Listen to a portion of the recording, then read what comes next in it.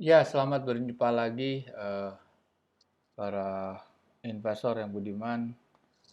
Berjumpa lagi Budi Setianto, eh, kreator dari Easy Stock. Kita sekarang menghitung emiten yang mau IPO Jaya Swarasa Agung (TAYS) dengan aplikasi Easy Stock, aplikasi yang running di mobile Android, dan itu bisa di-download secara free of charge di Google Play Store. Coba kalau Anda lihat Google Play Store, Anda akan ketik isi stok, Anda ketemu lingkaran hijau merah, Anda bisa melihat beberapa keterangan di situ, ada video profile, ada description, seperti apa, aplikasi untuk apa, bisa menjawab. Oke, nah ini akan seperti ini. Bapak Ibu akan seperti ini. Yang bisa diakses ada hanya emiten dari Bursa Efek Indonesia, yaitu bendera Indonesia. Oke, dari sini kita lihat. Nah, help. Nah, di sini banyak nih pertanyaan-pertanyaan. Bagaimana membaca grafik isi stok? Oke. Apa bisa memberi keuntungan? Apa stock valuation calculator memberi keuntungan pada member? Anda bisa lihat di situ.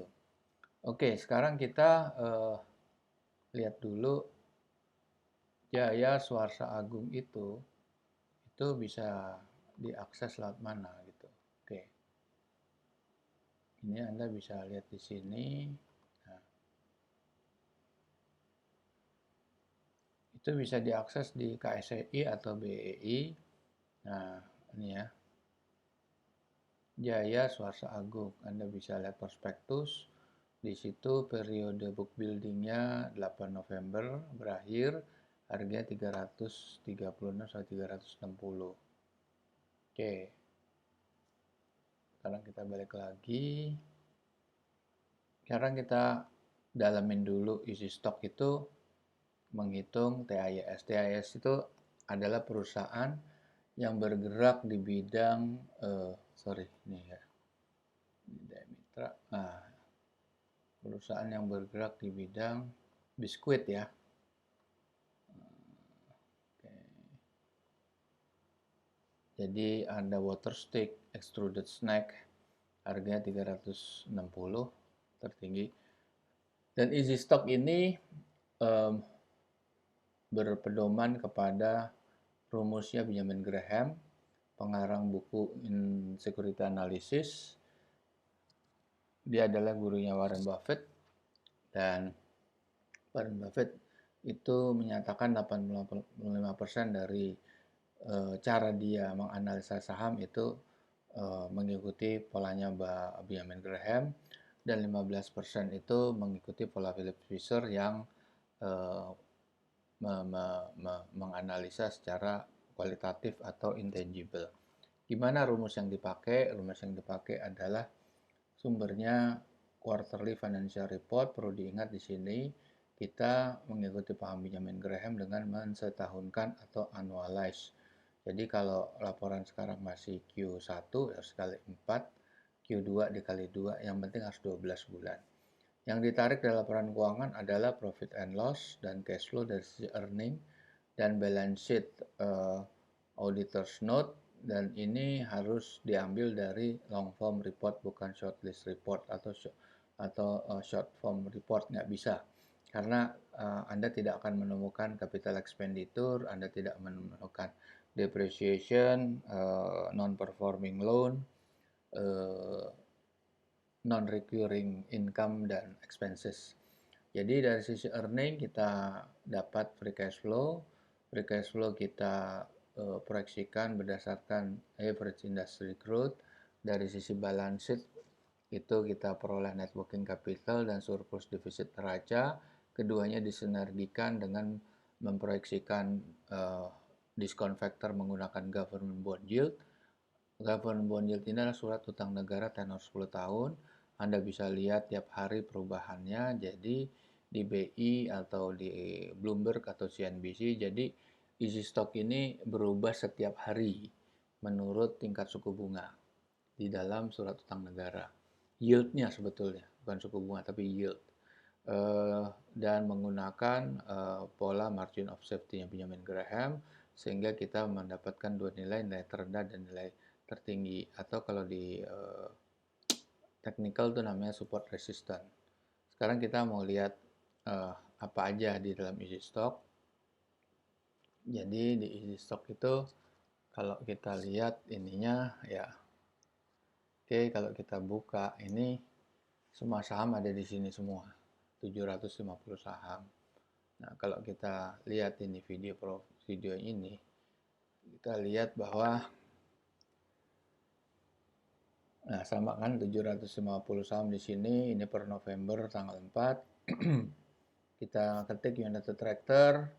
Nah, itu laporannya, kita klik dulu di back end-nya, kita lihat laporan Q3 2021 dan harganya masih under value karena harganya itu 22.000, intrinsic value atau nilai wajarnya 55.000 dan 36 kalau nggak salah tadi. Dan ini video profile, fasilitas free-nya ya. Terus grafik, historical chart tuh free. Sedangkan kalau kita mau masuk ke penghitungan saham-saham yang baru go public itu kita harus jadi member fee-nya 75.000.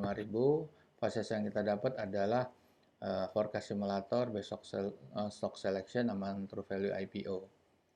Oke, kita lihat dan kita nggak puas sama angka ini, kita mau robah. Bisa kita pakai fasilitas forecast simulator. Di atas bisa Anda klik, growth-nya saya setuju atau Anda setuju 32%. Capital expenditure yang 3 triliun, Anda naikkan menjadi 45 triliun karena ada katakan perkembangan daripada ini ekspansi ya. Terus kemudian net income after tax itu ingat ini laporan Q1 ya, berarti laporan Q1 harus itu Q2 itu Q2 berarti dikali 2. Nah, ini dinaikkan menjadi 59 triliun. Terus kita lihat yang tadi 55.000 dan 62.000 ya. Kita klik hasilnya berapa. Hasilnya adalah 26.000 dan 33.000. Itu terserah bagaimana Anda menganalisanya dan apa yang Anda yakini apa yang harus dirubah. Kemudian kita lihat fasilitas berikutnya best stock selection. Best stock selection itu ada listnya, under value, over value, by dividend, by price rank. Oke, kita tadi under value ya, terus kita cari return revenue growth yang positif, terus return on equity-nya juga yang positif, marginnya positif, gross margin positif, dan kita cari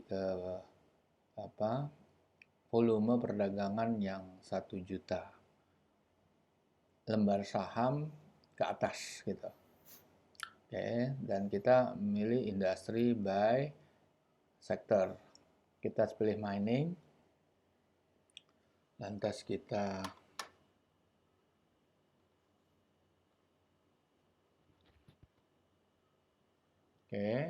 kalau mining, kalau concession,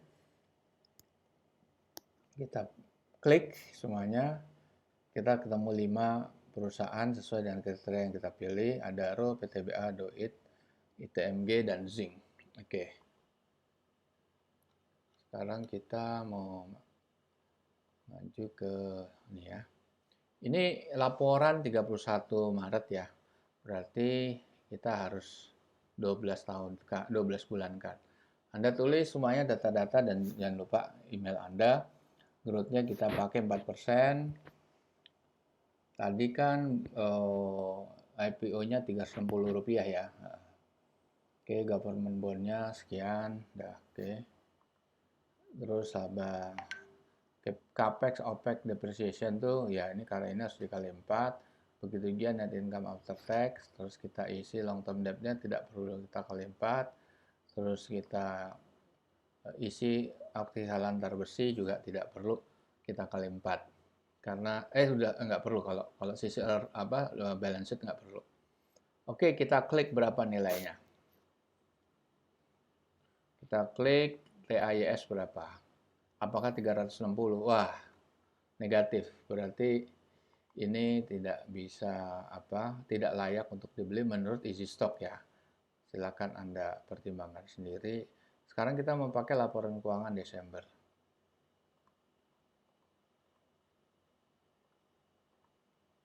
Oke. Sama seperti Anda isi semuanya, Anda isi email Anda. Oke. Growth yang 4%, government bond sekian, terus capex opex ini labanya juga sekian. Nah, ini nggak perlu dikali. Anda lihat di prospektus, Anda tidak perlu dikali 4 karena udah 12 bulan. Oke, kita long term debt-nya berapa, short term debt-nya, listed stock-nya berapa, Anda net current asset-nya berapa, kita klik. Berapa hasilnya?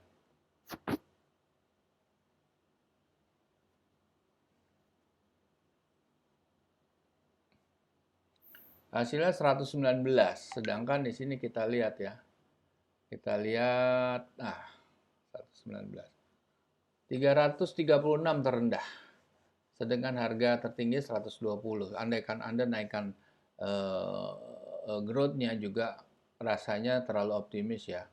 Ini kita 4% udah konservatif. Kalau optimis Anda pasang 8% juga nggak ngejar sampai 360. Jadi silahkan Anda pertimbangkan.